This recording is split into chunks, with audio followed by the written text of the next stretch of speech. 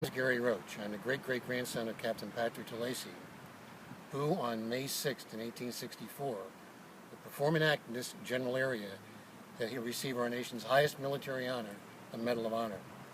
This is part of the Battle of the Wilderness, which will occur on May 5th and 6th.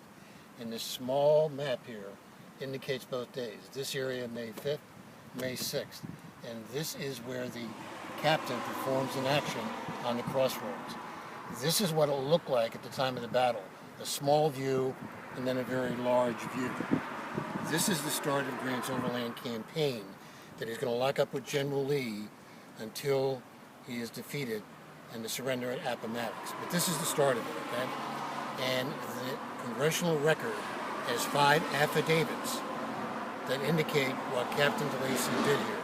And I'm going to read an excerpt from one of those affidavits.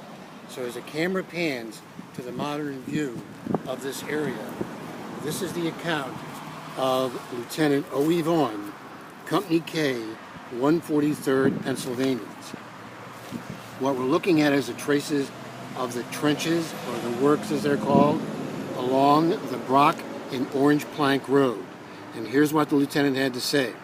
There was a lull in the battle for about an hour. Suddenly, a terrific outburst of musketry was heard, and General Osborne, then a major on brigade staff, came riding hurriedly down the line with the order to Colonel John Irwin, then in command of the brigade. The General Hancock directed the brigade to save the works.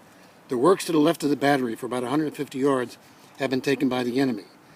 The line to the left of the battery bent back along a burnt clearing covering about 1.5 acres of ground, and it was in this open space that Sergeant DeLacy demonstrated his coolness, nerve, daring, and exceptional bravery. The command was fall in, take arms, right face, double quick. Brigade fell out into the road. The 143rd had the head of the column towards the battery. Charging in a run, right turn in the line, while the cry of "Save those guns" was heard on every side.